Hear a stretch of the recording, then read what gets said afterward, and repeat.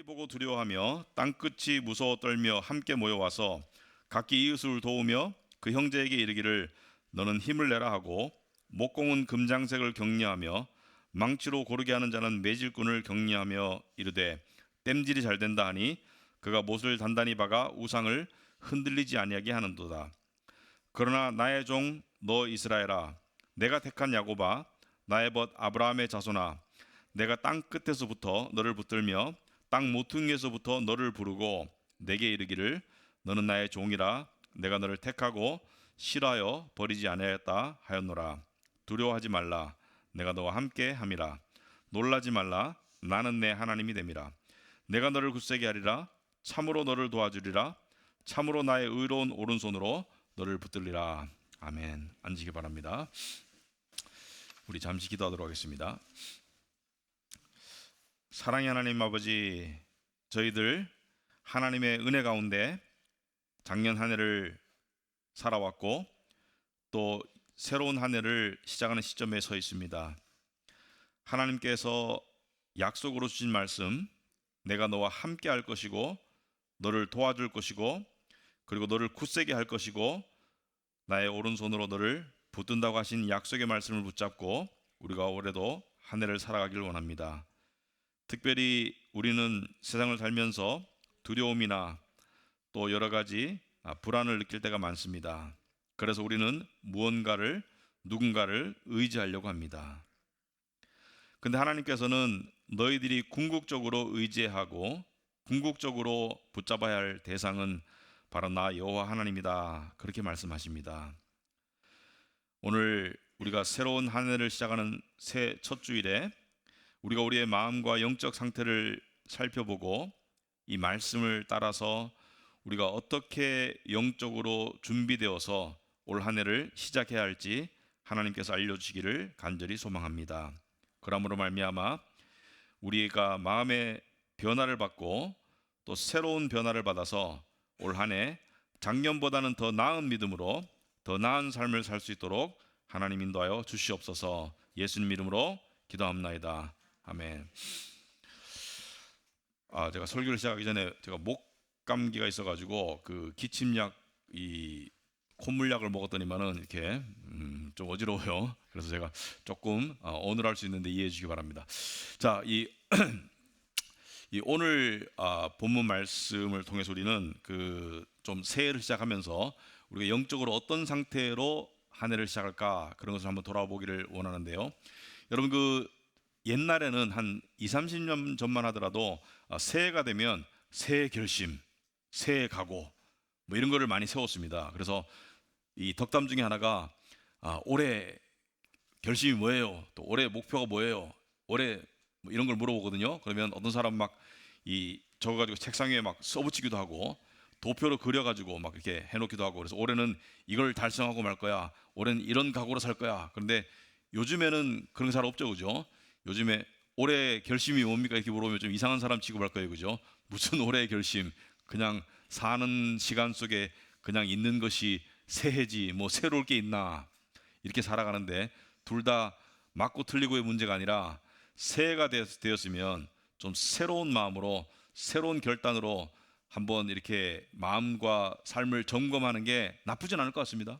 여러분, 하루를 시작할 때 아침에 오늘 하루 어떻게 살까 이렇게 결심하고 사는 거하고 그냥 눈 떴으니까 살아가지 뭐 이거하고는 좀 하루를 지나면 다를 것 같아요, 그죠? 그래서 우리가 새해가 되었기 때문에 좀 우리 자신을 좀 살펴보자. 자, 왜 우리는 세상을 살면서 자꾸 뭐 점검하고 결심하고 결단하고 그러냐면, 한마디로 세상을 평안하게 행복하게 살고 싶은 것이죠. 그러니까 이 성경적인 버전으로 말하면 평안의 삶을 살고 싶고 평강의 삶을 살고 싶고, 세상적인 버전으로 말하자면 행복의 삶을 살고 싶은데, 여러분, 그 행복은 이 행복이 주어졌을 때, 행복의 순간이 주어졌을 때 그거를 누리는 것은, 소화하는 것은 전혀 어렵지 않습니다. 행복한 상황이 되었다 그러면 그거를 누리는 것은 얼마든지, 그죠? 쉽죠, 그죠? 자연스럽게 웃으면서 기뻐하면서 누리면 되는데, 문제는 뭐냐면 행복을 해치는 상황이 왔을 때, 대표적으로 두려움, 고난, 위기, 인생에서 다가오죠, 그죠? 얼마나 자주 다가오던가요, 여러분? 여러분이 바라는 거 말고 실제 상황 속에서 고통의 시간과 행복의 시간의 비율이 어느 정도 될까요? 여러분 한번 생각해 보시기 바랍니다. 어떤 사람마다 다르겠죠. 근데 쇼펜하우어라고 유명한 철학자가 있습니다. 독일의 유명한 철학자인데 19세기에 이 사람이 이렇게 말했거든요. 인생은 고통의 연속이다. 이 말 듣고 많은 사람들이 자살을 하려다가 멈췄대요. 왜냐하면은 나만 고통스러운 줄 알았는데 이 사람이 하는 말을 듣고 위로를 얻었답니다. 인생은 고통의 연속이다. 행복한 순간이 오더라도 그것은 고통의 종지부를 찍는 것이 아니라 짧은 마침표를 찍을 뿐이다. 아니죠. 짧은 쉼표를 찍을 뿐이다. 자, 행복은 짧다는 거예요. 그러나 고통이 길다. 물론 이 쇼펜하우어는 염세주의적 철학자입니다. 대표적인 비관론자이고요. 그리고 아버지가 우울증으로 자살했어요. 그러니까 자기도 우울증의 기질을 가지고 있었고, 그런데 제가 쇼펜하우어를 좋아하는 한 가지 이유가 있습니다. 그 이유는 뭐냐면은 쇼펜하우어는 대표적인 무신론자예요. 그러니까 신은 인간이 희망을 갖고 싶어서 두려워서 만든 존재이다. 무슨 말이냐면 이 세상이 끝이고 무로 돌아간다면 너무 허무하고 너무 두렵고 해서 만들어낸 산물이다. 대표적인 니체와 함께 대표적인 무신론자 19세기 독일의 철학자인데, 제가 이 사람을 좋아하는 이유가 무신론자가 갈 수 있는 길을 간 것 같아요. 그죠? 여러분, 하나님 없는 세상은 염세적일 수밖에 없습니다. 비관적일 수밖에 없죠. 그죠? 아니, 하나님이 없는 상태에서 고통만 계속 주어져. 그러면 이게 어떻게 긍정적으로 될 수 있어요? 그리고 죽으면 끝이야. 죽으면 무로 돌아가. 이 세상에 진정한 의미는 없어. 진정한 삶의 목적은 없어. 우리는 그냥 무작위적으로 태어나서 그냥 시궁창 속에 무작위적으로 살다가 고통 속에 살다가 그리고 고통 가운데 인생을 마감하는 거라면 비관적일 수밖에 없는 거 아니에요? 그래서 저는 이 사람을 좋아하는 이유가 결론은 잘 만들었다. 무신론자의 갈 결론은 그쪽밖에 없다. 반대로 여러분, 그 하나님을 안 믿는데 나는 행복해. 그거는요, 행복하지 말아라는 것이 아니라 그거는 자기 기만적인 행복이 될 수밖에 없습니다. 어떤 길은 사람이 보기에는 바르지만 필경은 사망의 길이다. 그러니까 끝이 너무 안 좋은데 지금 행복해. 이것은 그냥 암덩어리 들고 맛있는 스테이크 썰면서 그냥 행복해하는 거랑 마찬가지예요. 또 역으로 설명하자면 하나님을 믿는데 나는 두렵고 나는 우울하고 여기에 모두에 계속 빠진다? 그 사람도 문제가 있는 것이죠. 그죠? 하나님을 믿는 사람은 정말로 철학적, 성경적, 신앙적 사고를 하고 나면 하나님을 믿는 사람은 희망적이고 그리고 긍정적으로 될 수밖에 없습니다. 만일 여러분의 삶이 나는 고통 때문에 두렵고 그리고 불안하고 삶이 무기력하고 그런 속에서 2025년을 좀 보낸 것 같아. 또는 나는 2026년은 좀 더 활기 있게 다르게 살고 싶어.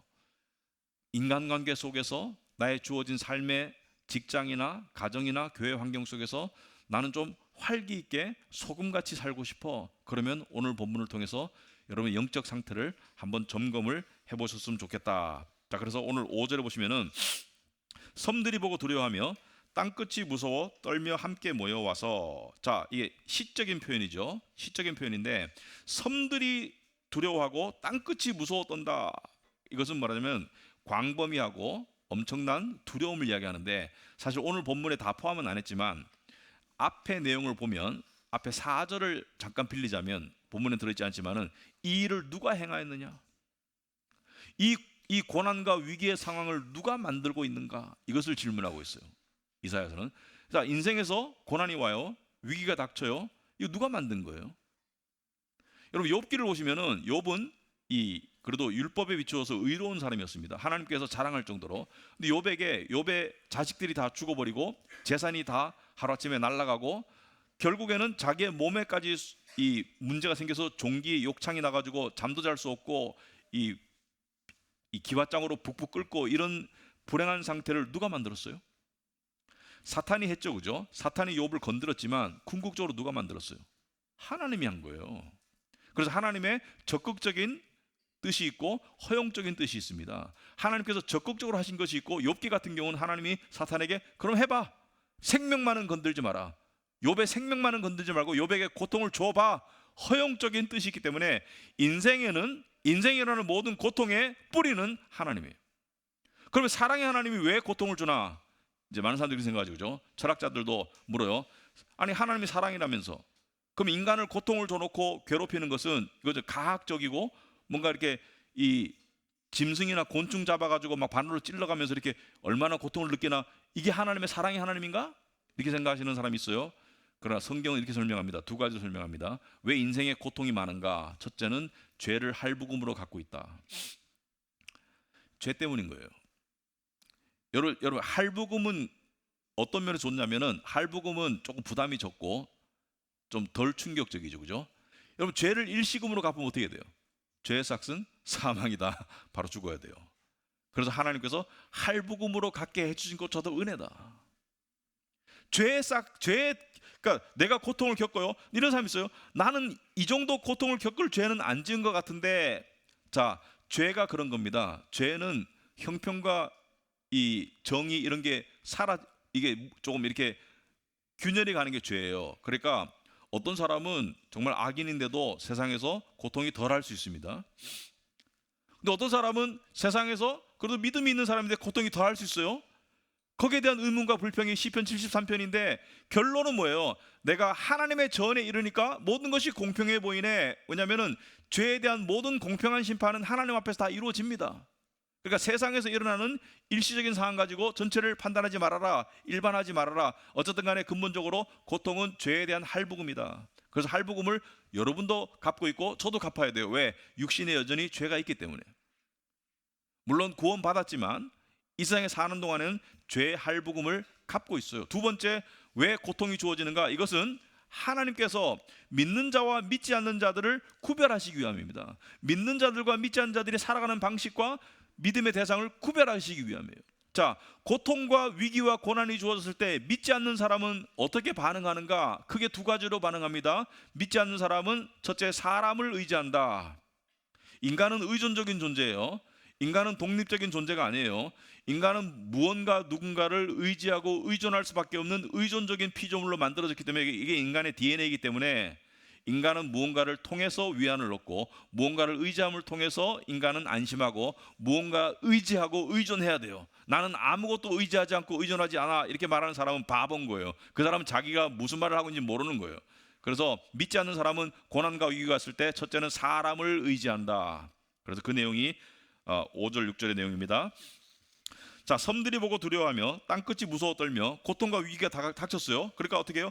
사람들이 함께 모여와서 각기 이웃을 도우며 그 형제에게 이르기를 너는 힘을 내라 라고 격려하죠. 좋아요, 나빠요?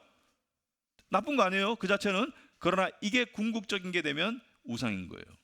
그죠? 인생의 위기가 왔는데, 고난이 왔는데 사람을 궁극적으로 의지한다. 우리 집안은 막강한 집안이야, 또는 우리 형은 잘 나가는 형이야. 사람을 의지하는 것은, 그것은 두 가지 점에서 잘못이다. 첫째는 하나님 아닌 사람을 궁극적인 의지의 대상으로 삼았다. 사람을 궁극적인 의지의 대상으로 삼았다. 여러분, 자식들이 어린아이였을 때는 부모님을 궁극적인 의지의 대상으로 삼다가 살다 보니까 부모님이 정말 만능 이 전능자가 아니라는 것을 깨달으면서 부모에 대한 뭐가 생겨요? 실망과 반항심이 생기면서 전능자도 아니면서 왜 전능자인 척 나를 키웠어? 이렇게 되는 것이죠, 그죠? 근데 부모가 전능자가 되고 싶어서 그런 게 아니라 최선을 다한 것인데, 자식들과 지금 오해의 관계가 있을 수가 있습니다. 그때 자식들이 자의식이 생기면서 부모가 나의 모든 것을 해결해 줄 수 없다는 것을 깨닫게 돼요. 그래서 인간은 하나님의 자리를 대신할 수 없다. 두 번째, 인간이 해결해 줄 수 없는 상황이 옵니다. 여러분, 왕이 병들어 죽게 생겼어요. 백성들이 다 모여가지고 기도해도 왕은 죽어요. 죽을 병에 걸리면. 인간은 모두가 불완전하고 나약한 존재들이기 때문에 나약한 존재들이 만들어서 이룰 수 있는 한계가 있어요. 잡동사니가 모여서 이룰 수 있는 한계가 있습니다. 잡동사니는 모여봤자 다이아몬드가 안 돼요. 그래서 인간이 인간을 의존하는 것은 그것은 실패할 수밖에 없다. 그리고 두 번째 7절에 오시면은 우상에 관한 얘기가 나옵니다. 이게 대부분의 사람들이 여기에 해당돼요. 하나님을 믿지 않는 대부분의 사람들, 우상은 고대 사회 속에서는 뭐가 우상이었죠? 바알신, 아세라신, 전부 다 뭐랑 연결되어 있나요? 바알은 풍요의 신, 아세라는 다산의 신, 정부가 경제와 연결되어 있더라 대부분이. 그래서 먹고 사는 문제, 경제 문제가 우상 1호였습니다. 그러니까 신의 이름이 달랐을 뿐이지 추구하는 바는 똑같았어요. 뭐 다이애나 신 추구하는 바 똑같았습니다. 우리의 업을 잘 되게 해주셔서 이런 거예요, 그죠? 그래서 성경에 보면 하나님과 필적하는 대표적인 우상이 뭐예요? 하나님과 이것을 겸하여 섬길 수 없다. 재물이죠, 그죠? 그래서 오늘날 많은 사람들은 나는 우상도 안 섬기고 나는 신이 없다고 생각해. 그렇지만은 다 우상 숭배자들이에요. 그러니까 하나님 대신에 무언가를 하나님처럼 절대시하면서 추구하고 섬기고 의지하고 그러고 있다면 우상 숭배자죠. 그래서 오늘 대표적인 우상은 뭐예요? 돈신이다. 돈신. 만몬이다. 만몬. 예. 재물의 신이다. 그래서 꼭 무슨 뭐 우상한테 절 안 하더라도 돈이 나의 절대적인 의지의 대상, 추구의 대상이 되면 그게 우상인 거예요. 그래서 7절 오시면은 목공은 금장색을 격려하며, 자, 목공과 금장색이 나오는데 좀 어려운 말인데, 목공은 목수, 쉽게 목수, 금장색은 금속을 다루는 사람. 자, 이 둘 다가 하는 직업 뭐예요? 나무로 금속으로 우상을 만드는 직업에 속한 사람들이다. 망치로 고르게 하는 자는 매질꾼을 격려하며, 매질꾼은 어떤 틀을 놓고 금속을 넣어서 그 틀의 형을 만드는 사람이고, 망치로 이 금속을 쳐서 그 틀에 맞도록 만드는, 둘이 협업 관계이다. 둘 다 우상 세공자들이다. 우상을 만드는 자들이다. 땜질이 잘 된다 하니 그가 못을 단단히 박아서, 자, 땜질도 하고 못도 받고, 야, 일이 잘 되네. 우상을 흔들리지 아니하게 하는도다. 이게 맹점이 있습니다. 우상을 흔들리지 아니하게 하는도다. 여러분, 이게 무슨 말이냐? 이게 굉장히 이 풍자적인 표현입니다. 자, 우상도 신이에요. 사람들이 섬기는 신, 절대자, 절대성을 부여했어요. 그럼 절대자는 스스로 흔들리면 돼야 안 돼요? 안 되죠. 절대자는 흔들리는 이 세상의 사람들을 붙잡아주는 게 절대자의 역할인데, 우상이 흔들리니까 누가 우상이 흔들리지 않도록 붙잡아줘요? 사람들이. 거꾸로 됐어요. 이것은 우상의 허상을 말하는 거예요. 무슨 말이냐? 위기 상황이 왔어요. 그럼 사람들은 뭐예요? 만약에 돈이 우상이다, 재물이 우상이면 재물이 그 위기 상황을 통제하고 지켜주고 보호하고 흔들리지 않도록 하고 그렇게 해주는 게 돈의 역할인데, 위기 상황이 오면 사람들이 돈을 지키려고, 그죠? 돈이 우상이니까 이 우상을 지키려고 돈이 빠져나갈까봐, 돈이 힘이 없어질까봐, 하여튼 위기 상황이 발생하면 우상인 재산을 지키려고 전전긍긍하는 모습을 보이더라. 그러면 그 재산은, 그 물질은 신의 아니에요? 아니죠. 수단이죠. 물건이죠. 이것을 이야기하고 있는 거예요. 자, 여러분은 2025년도까지 하나님을 섬기고 살았습니다. 그러나 여러분을 실제적으로 많이 지배하는 우상이 있었는지 없었는지 한번 속으로 생각해 보시기 바랍니다. 이게 중요한 문제예요. 왜냐하면 이 부분을 해결하지 않으면 진정한 평강은 없습니다. 내가 우상을 섬기고 있는지 하나님을 섬기고 있는지, 또는 우상은 어떤 우상인지, 내가 재물의 우상인지 어떤 인정받는 우상인지 성공의 우상인지 어떻게 알 수 있나? 자녀가 우상인지 어떻게 알 수 있나? 여러분, 우상이 다 나쁜 건 아닙니다. 돈이 나쁜 건 아니에요. 그 자체가 나쁠 수 있어요. 성공 자체가 나쁜 거 아닙니다. 문제는 뭐냐면 우선순위의 문제죠, 그죠? 무엇이든 어떤 것이든 하나님의 절대성의 자리에 가게 되면 그게 우상이 되는 건데, 그 우상은 어떻게 할 수 있냐? 여러분이 가장 자주 생각하는 게 아마 우상일 겁니다. 이 생각이 가장 자동적으로 잘 나요. 이것 때문에 마음의 생각과 감정이 자주자주 왔다 갔다 해. 이 우상입니다. 이 생각이 자주 떠오르고 이 생각 때문에 내 마음이 자주자주 왔다 갔다 하고, 이것이 이루어질 가망성이 생기면 마음이 막 부풀어 오르고, 이것이 좌절될 것 같으면은, 그러니까 약간 기분이 안 좋고 걱정되고 여기까지는 괜찮은데 막 불안하고 초조해지고 그리고 이것이 이루어지는 길에 방해꾼이 생기면 화가 막 나요. 이 우상인 거예요. 그래서 집에 갑자기 예상치 않게 큰 돈이 쓰일 일이 발생했어. 그 큰 돈이 쓰일 일이 발생된 것 때문에 분노가 나온다. 그 우상인 거예요. 우상인 거예요. 그래서 우상은 실제적으로 우리의 마음과 생각과 감정을 지배하고 있다. 이 우상입니다. 나는 내 분야에서 성공하고 싶어요. 나쁜 거 아니에요. 그러나 하나님을 우선순위에 두고 그 성공을 추구하면 성공이 이루어지면 하나님을 향한 감사고 성공이 이루어지지 않으면 하나님을 통해 위로받으면 돼요. 그런데 이게 우상이 되면 하나님은 성공을 돕는 조력자로 전락하게 되고 이것이 되면 내 인생이 의미가 있어지고 이것이 안 되면 내 인생은 의미가 없어지고 내 인생의 의미를 누가 부여해요? 하나님이 아니라 이 성공이 부여하고 있더라. 이 우상입니다. 대부분의 인간은 우상 숭배자들이에요. 그래서 켈빈은 인간의 마음은 우상을 만드는 공장이다. 끊임없이 다른 우상들을 만들어낸다. 아이들 그죠? 이 요즘 딱지 가지고 안 놀지만 요즘 무슨 게임기 가지고 노나 할지 모르겠습니다. 옛날에 저희 때는 딱지 구슬이 이게 재물이었습니다. 요즘 말로 말하면 이게 금딱지였어요. 금딱지. 딱지 많으면 부자. 딱지 많으면 기분 좋고 딱지 많으면 막 의시되고 딱지 나보다 적네. 딱지 따먹게 따면 막 세상을 얻은 것 같고 이러죠, 그죠? 걔들한테 우상인데 보고 손가락질해요. 아이고 저게 뭐라고 어른들이 그래요. 근데 나이 들어보세요. 명예가 뭐라고 막 한 자리 감투 쓰려고 막 그런 추하게 하는 그게 우상인 거예요. 딱지에서 우상으로 변했을 뿐이지 우상 숭배의 마음은 똑같은 거예요. 자녀 우상 될 수 있습니다. 자녀를 사랑하고 자녀를 잘 키워야 되겠다. 얼마든지 좋은 거예요. 그런데 자녀 잘 키우고 자녀 잘 되는 것을 통해서 나의 정체성을 나의 가치를 인정받으려고 하는 욕구가 들어가서 이 자식을 1등 만들려고 막 하다가 자식이 1등 안 하면 막 때리죠, 그죠? 화가 나 때리면은 엄마 왜 때려? 내가 너를 왜 때리는 거야? 너를 왜 때리는 게 아니에요. 나 때문에 때리는 거예요. 네가 나를 망치고 있어 이놈아. 이렇게. 너를 통해서 내가 빛을 보려고 했는데 내가 누구 엄마 아빠로 빛을 보려고 했는데 네가 나를 망치고 있어 이놈아. 그 자식이 나의 우상인 거예요.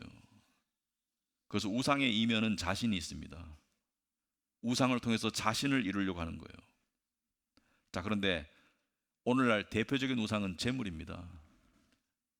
왜냐하면 성경에도 그렇죠. 하나님과 이것을 겸하여 섬길 수 없다. 왜냐하면 돈이 엄청나게 힘이 세요. 여러분 맛있는 거 먹고 싶죠. 배고플 때. 또 좋은 옷 입고 싶죠. 어디 가서 대접받고 싶죠. 인정받고 싶죠. 저 사람 딱 가면 존재감이 느껴지고 인정받고 싶죠. 그죠? 그 시간 내 마음대로 쓰고 싶죠. 정말 시간 내 마음대로 쓰고 싶은 사람은 돈이 있어야 되더라고요. 여러분 관계의 자유, 만나고 싶은 사람만 만나고 만나기 싫은 사람은 안 만날 수 있는 사람 얼마나 멋져 보여요, 그죠? 직장 상사 꼴 보기 싫어, 나 안 만나고 싶어, 때려쳐. 그러면 난 저 사람하고만 놀고 싶어. 이 모든 게 돈 있으면 다 돼요. 그래서 돈은 시간의 자유를 주는 듯하고 관계의 자유를 주는 듯합니다. 그래서 사람들이 다 돈 하고 하는데 성경에도 이러한 현상을 전도서에 보면 놀라운 구절이 있습니다. Money answers everything 이런 말이 있어요. 돈은 모든 것의 답이다. 이것은 세상의 실제를 이야기한 거예요. 그러다 보니까 사람들이 이 돈에 대해서 굉장히 추구하는 마음이 커지는데 이 돈은 바닷물과 같은 표현을 들어보시죠, 그죠? 마실수록 갈증이 난다. 그러니까 없을 때보다 조금 모을 때가 돈에 대한 갈증은 더 커지고 돈에 대한 노예 상태는 더 되고 돈에 대한 두려움은 더 커집니다. 왜냐하면 내가 돈이 없을 때는 돈으로 얻는 게 별로 없었어. 그러니까 아쉬울 게 없어요. 돈이 많이 생기니까 돈으로 여러 가지를 누릴 수 있게 됐어요. 맛있는 것도 먹고 좋은 데도 가고 이런 생활도 누릴 수 있게 되는데 이게 돈이 유지를 해줘야 되는데 돈이 없으면 이거 다 놓쳐야 돼. 그러니까 돈에 대한 의존성이 커지고 돈에 대한 집착은 커질 수밖에 없다. 그래서 쇼펜하우어가 제일 처음 말한 것 같아요. 돈은 바닷물과 같다. 마실수록 더 갈증이 난다. 그래서 우상은 궁극적으로 우상 숭배자들을 노예로 만든다. 그래서 노예로 만들고 그들을 실제적으로 지배하고 이렇게 말해요. 나를 얻으니까 좋지. 나를 추구해. 나를 잃으면 어떻게 될까? 협박해요. 엄청나게 불행해질 걸. 사람들이 너를 똥으로 알 걸. 이게 협박해요. 근데 이 우상을 제거한다는 거, 한 번이라도 내 우상이 뭔지 알고 솔직하게 알고 제거하려고 해본 사람은 이게 얼마나 어려운지를 알 겁니다. 이거는 한 번에 될 수도 없고 한 번에 돼서도 안 돼요. 마치 이것과 같아요. 집이 더러워졌어요. 한 번 청소했어요. 그런 다음에 자, 식구들 우리 앞으로 영원히 청소 안 해도 돼. 오늘 깨끗하게 했거든. 이 말이 돼요, 안 돼요? 안 되잖아요, 그죠? 청소를 하고 더러워지고, 청소를 하고 또 더러워지고, 자주 할수록 더 깨끗해지고. 우상도 마찬가지죠. 우상도 제거했다가 또 나타나고, 제거했다가 또 나타나고, 제거했다가 또 나타나고. 이게 우상이거든요. 근데 우상을 제거할 때 왜 어렵냔 말이죠. 우상을 제거할 때는 어떤 과정을 거치냐면 이래요. 내가 너무 무가치하고 초라하게 느껴집니다. 우상이 제거되는 그 시점에. 내가 돈이 우상이에요. 어느 정도 가지고 있어요. 이것 때문에 내가 누리고 있는 자기도 몰라요. 이 사람은 밑장을 빼봐야 알아요. 밑장이 빠져봐야지 내가 정말 하나님을 섬기고 있는지. 예를 들어서 어떤 부자가 있어요. 근데 그 부자가 정말로 하나님이 참신인지 돈이 참신인지 그것을 어떻게 알 수 있냐면 망해봐야 알아요. 밑장이 빠졌을 때 그때 나타나거든요. 근데 그 밑장이 빠질 때 얼마나 불안하고 얼마나 초라하고 자신이 뭐랄까 비참하게 느껴질까요? 그래서 우상을 제거할 때는 감정적으로 되게 불안해집니다.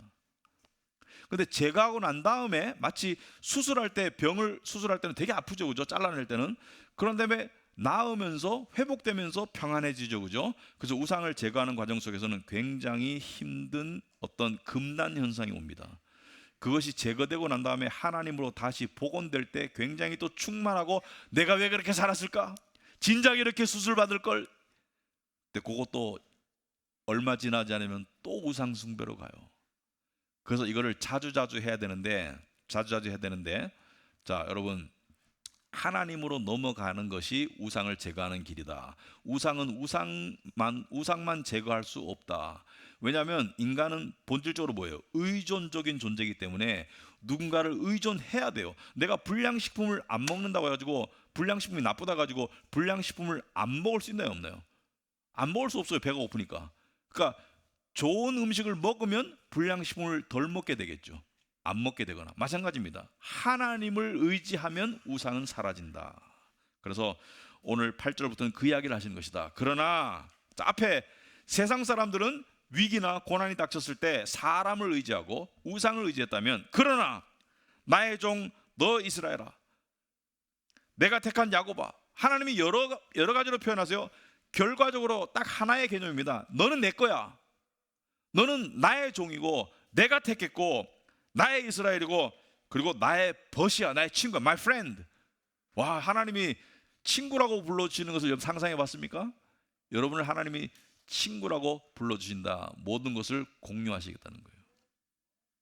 그래서 너는 다르게 살아야지 이놈아. 너는 나의 종이고 나의 택함받은 자고 나의 친구고 나의 소유고, 예수님도 십자가에 죽으시기 전에 제자들에게 말씀하셨어요. 이제부터는 너희를 종이라고 하지 않고 요한복음 15장 15절에 친구라고 부를 거라고 이야기했어요. 너희를 친구라고 부를게. 공유하겠다는 것이거든요.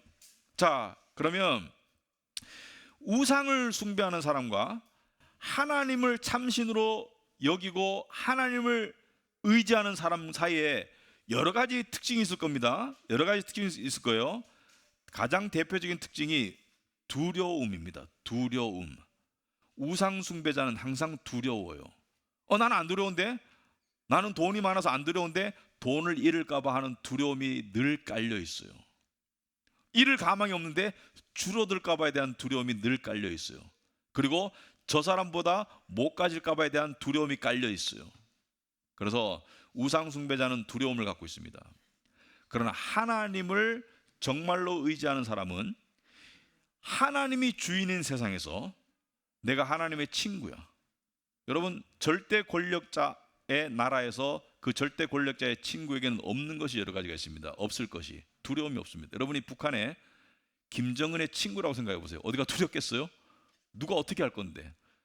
우리나라 5년밖에 안 되는 이 정권 속에서도 내가 청와대랑 연결돼 있다 하면은 무서울 게 없다고 막 이 날뛰는데 북한에서 김정은의 친구다? 여러분 두려울 게 없겠죠.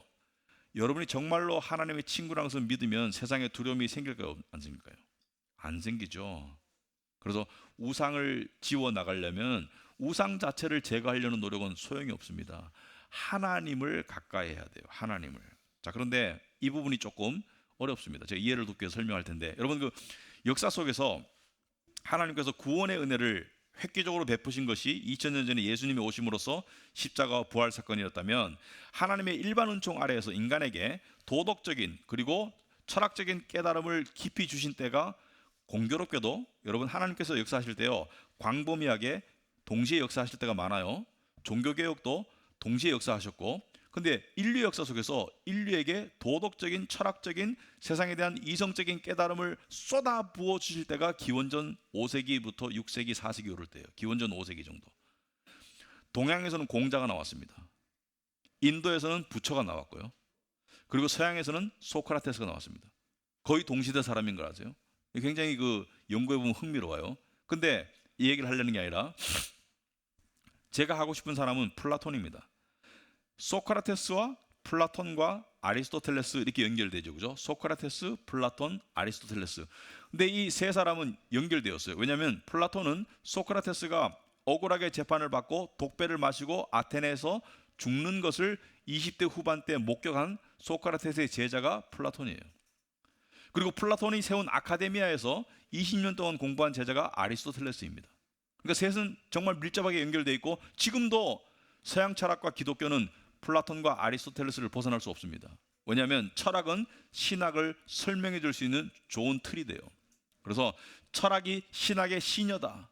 철학과 신학은 따로 노는 것이 아니라 좋은 철학, 개똥 철학 말고, 요즘에 나오는 막 복잡함을 위한 복잡한 철학 이런 거 말고, 약간 정신병자 철학 말고, 정말 하나님이 주신 일반 은혜 안에서 만들어진 그 철학은, 이성적인 그런 철학은 신학과 함께 가고, 신학은 철학은 신학의 시녀로서 쓰임 받을 수 있어요. 그래서 제가 철학을 좀 쓰려고 해요. 근데 철학 좀 아시는 분들은 제가 지금 하는 말은 너무 단순화돼서 쓰고 있다는 것을 이해해 주시기 바랍니다. 왜냐하면 제가 이걸 진짜로 설명하려면 시간이 길고 여러분 놓칠 수 있어요. 자, 플라톤은 세상을 연구하다가 뭔가 초월적인 세상이 있겠다.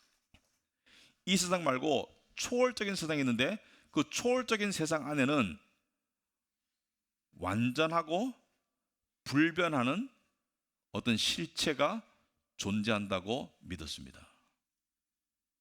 그래서 그 속에는 완전한 사랑이 있고, 완전한 정의가 있고, 완전한 아름다움이 있다. 그래서 그 세상을 이데아라고 부릅니다. 이데아.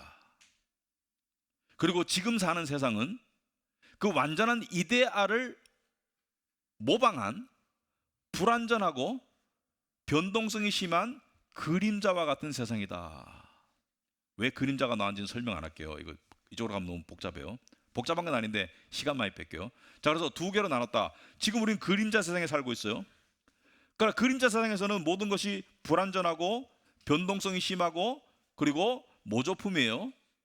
사랑이라는 게 있지만 진정성이 없는 사랑이 돌아다니고, 정의라는 게 있지만 완전하지 않아요. 아름다운 꽃이 내일 시들어 떨어져요. 그렇지만 아름다움이라는 것이 이 세상에 존재하는 이유는 이데아 안에 아름다움의 원형이 있기 때문에, 이데아 안에 불변하고 영원한 아름다움의 실제가 있기 때문에, 이데아 안에 영원하고 불변하는 사랑의 실제가 존재하기 때문에 우리가 그림자 세상에서 그것들의 모조품을 체험하고 있다. 이렇게 설명을 했는데, 이것이 기독교인의 입장에 봤을 때 이데아는 천국에 버금갈 수 있다. 그래서 중세 어떤 신학자들은 플라톤을 기독교 이전의 기독교인이다. 그 이론이 대단히 성경과 부합되는 부분이 있다. 모두가 다 맞진 않아요. 그러나 부합되는 부분이 있다. 자, 그런데 플라톤은 이렇게 주장했습니다. 그림자 세상에서 우리가 모조품 속에 살고 있지만 깨달음을 통해서, 철학적 사고를 통해서 이데아를 볼 줄 알아야 된다. 모든 철학자는 이데아를 보고 이데아를 지표 삼아 나아가는 것이 인간성의 회복이다. 이렇게 봤는데, 저는 이렇게 주장했습니다. 모든 기독교인은 천국의 이데아를 볼 줄 알아야 된다. 무슨 말이냐? 오늘 본문을 따지자면, 여러분이 나 하나님의 자녀예요. 하나님의 사랑과 은혜를 입었어요. 근데 여러분이 가지고 있는 그 하나님의 사랑과 하나님의 자녀라는 신분에 대한 확신과 이런 것들에 대한 것이 그림자 수준이에요? 아니면 이데아에 접근하고 있어요? 그냥 변동성이 심하고 오늘은 하나님이 나를 사랑하는 것 같고 내일은 안 사랑하는 것 같고, 응? 오늘은 하나님의 자녀인 것 같다, 내일은 마귀 새끼인 것 같고. 그래요? 아니면은 이데아, 천국의 이데아 안에 있는 자기 불변하는 영원한 정체성을 붙잡고 있어요? 여러분이 이거를 붙잡으셔야지 우상을 놓을 수가 있습니다. 왜냐하면 그림자 세상 속에서 내가 믿는 믿음이 그림자 수준이면 이걸로는 해결이 안 되기 때문에 자꾸 세상의 우상을 붙잡을 수밖에 없어요. 그러나 내가 정말로 하나님의 자녀라는 그 사실을, 이데아 안에 있는 나의 정체성의 영원한 불변하는 실체를 내가 붙잡고 산다면 세상에서 우상에 대한 의존도가 떨어지겠죠. 왜냐하면 우상이 줄 수 있는 모든 것들을 하나님께서 이렇게 말씀하세요. 오늘 본문에 보시면은 이 10절에 두려워하지 말라, 내가 너와 함께 함이라. 자, 함께 하겠다. 여러분, 함께 하고 싶은 사람이 있고 함께 안 하고 싶은 사람이 있죠. 거지랑 함께 하고 싶지 않죠, 냄새 나니까. 그러나 높거나 능력 있는 분과는 함께 하면 든든하죠, 그죠? 가끔 제 딸이 집에 와가지고 제 손을 잡아서, 요즘 안 그래요, 옛날에 잡고, 왜 잡아? 그러면 아빠 손 잡으면 든든해 그래요. 예. 함께 하면 든든하대요. 그런 존재가 될 수 있겠죠, 그죠? 하나님이. 그리고 나는 너와 함께함이라 놀라지 말라. 여기서 놀라지 말라는 것은 하나님을 향해 놀라지 말라는 것이 아니라 세상 속에서 불안해하지 말라는 뜻입니다. 나는 내 하나님이 됨이라, 내가 너를 굳세게 하리라. 우상이 아니라 내가 너를 굳세게 하리라. 참으로 너를 도와주리라. 하나님이 때로는 경제를 수단으로 도와줄 수도 있습니다. 사람을 수단으로 도와줄 수 있어요. 그러나 우상과 하나님의 우선순위가 바뀌면 안 돼요. 하나님이 의사를 통해서 여러분을 고쳐줄 수 있는 거예요, 그죠? 하나님이 하시는 거예요. 내가 너를 굳세게 하리라. 참으로 너를 도와주리라. 참으로 나의 의로운 오른손으로 너를 붙들리라. 우상이 줄 수 없는 것을 내가 다 준다. 그러면 이걸 믿으면 우상을 잡겠어요, 안 잡겠어요? 잡을 필요가 없죠. 나 사업하니까 돈 벌어야 되는데, 그렇게 생각하시면 안 되고요. 그러니까 돈이 필요해, 그게 아니라 하나님이 나의 사업을 붙잡아 주실 거야, 이렇게 가는 게 그게 믿음이에요. 왜? 우리와의 관계 때문에. 관계는 항상 특권과 연결되어 있습니다. 내가 절대 권력자와 가까울수록 특권은 늘어나는데, 우리는 천지 만물을 지으신 하나님과 더 이상 가까워질 수 없는 하나님의 자녀고 친구잖아요, 그죠? 하나님께서 여기까지 와, 너는 나의 그냥 손님이야, 또는 나의 병사야, 이게 아니고 하나님께서는 내 아들이야, 내 딸이야, 내 친구야. 우리가 다가갈 수 있는 최대치를 허용하셨잖아요, 그죠? 이것을 붙잡는 것이 이데아의 천국의 실체로 나아가는 거예요. 그림자 세상 속에서 그림자만 붙잡으면 안 돼요. 그림자 세상은 눈에 보이는 세상이기 때문에 실제와는 다릅니다. 여러분, 그림자를 보시면 때로는 길게도 보이고 실제보다, 때로는 태양의 각도에 따라 짧게도 나타나고, 때로는 이 천사도 그림자 잘못 비치면 마귀처럼 보이죠, 그죠? 그럴 수 있잖아요, 그죠? 그림자 속에서는 왜곡될 수 있잖아요. 그림자 세상 속에서는 혼돈스럽습니다. 우리는 말씀의 진리를 통해서 이데아의 천국을 붙잡아야 돼요. 그래서 진리를 알지니 진리가 너희를 자유케 하리라. 그래서 믿음은 히브리서 11장 1절에 바라는 것들의 확신이요 보이지 않는 것들의 증거이다. 보이지 않는 이데아를 보는 것이 믿음이다. 이데아 안에 있는 나의 정체성의 실체를 보는 게 믿음이다. 눈에 보이지 않는 하나님을 바라보는 게 이게 믿음이다. 그래서 믿음을 통해서 그림자 세상을 초월하는 그런 영적 시각을 가져야 된다. 그리고 우리가 그림자 속에서 이렇습니다. 하나님의 사랑을 우리가 이야기하고 체험하며 살지만 때때로 오해하고 그리고 엄청나게 왜곡할 때가 많아요.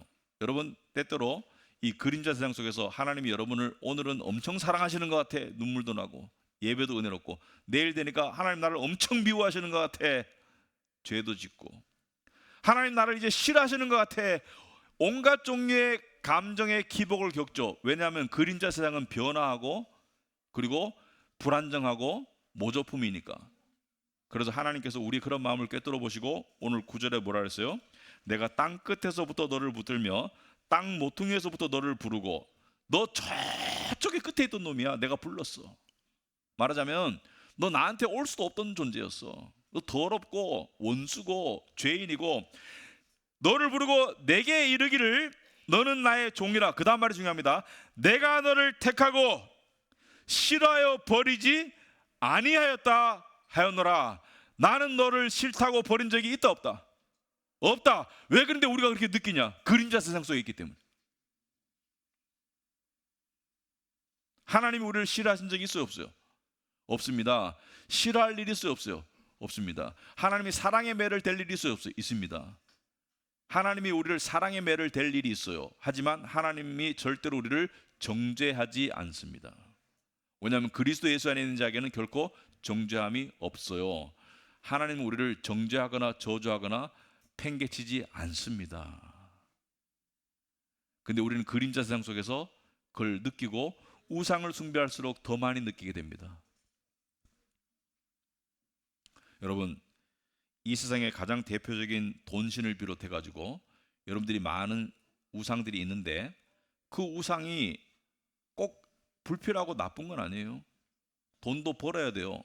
그렇지만 주객이 전도되면 안 돼요. 무엇이 우선순위고 절대시되는가, 이게 전도됐을 때 하는 행위가 회개입니다.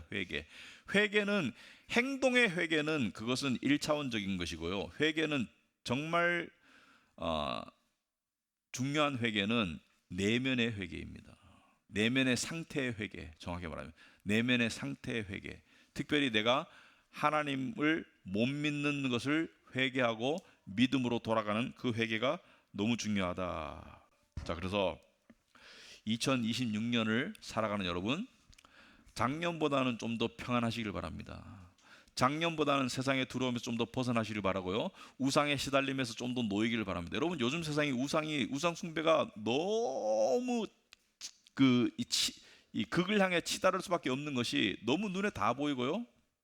정보가 너무 빠르고 변동성도 빠르고 공개되고, 맨날 우리는 그래요. 맨날 우리가 이 뉴스를 보다 보면 너는 여기야, 사람들은 여기 있어, 네 친구들은 어디 있니, 너 어디로 가야 되니, 계속 뉴스가 우리를 어떻게 해요? 쪼아요.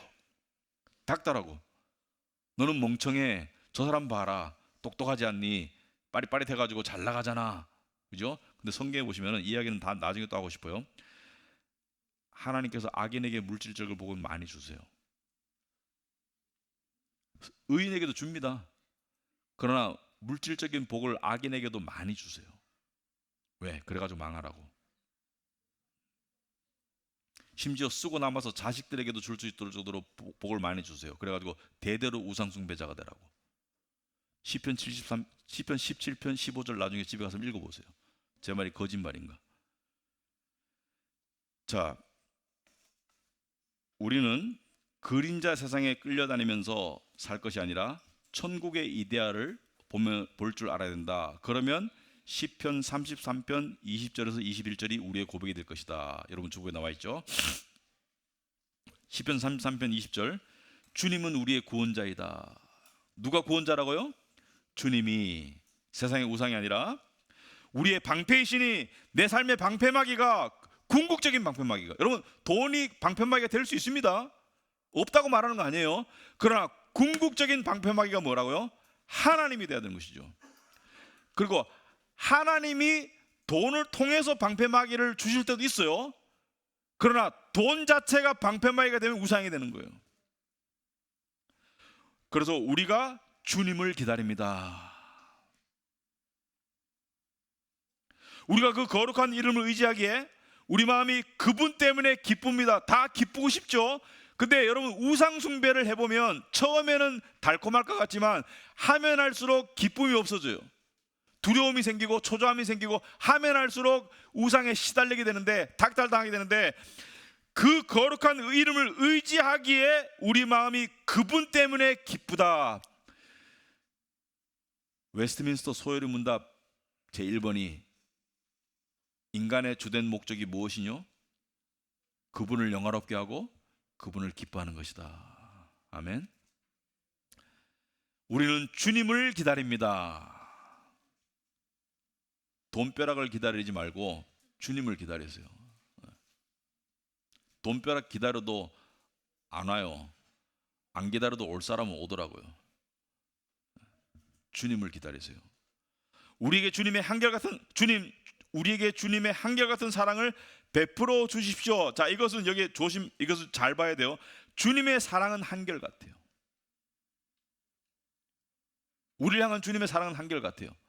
베풀어 달라는 것은 제가 체험할 수 있도록 해주십시오. 그런 뜻입니다. 이게 이데아를 체험하는 거예요. 여러분, 2026년에 이 세상에 어떠한 일이 일어날지 아무도 모릅니다. 그러나 어떠한 일이 일어날지라도 우리 하나님께서 여러분과 함께 하시고 여러분을 붙잡아 주시고 여러분을 인도하시고 여러분을 지키실 것입니다. 2026년 말에 보다 더 믿음으로 정말 더 감사할 수 있는 여러분 되기를 진심으로 축원합니다. 기도하겠습니다. 하나님 아버지, 참으로 하나님의 진리의 말씀을 통해서 우리의 내면을 꿰뚫어 보시는 줄 압니다. 우리가 우상 숭배로 전전긍긍할 때가 많은 것을 아버지 앞에 고백합니다. 그 우상을 놓는다는 것이 너무 불안합니다.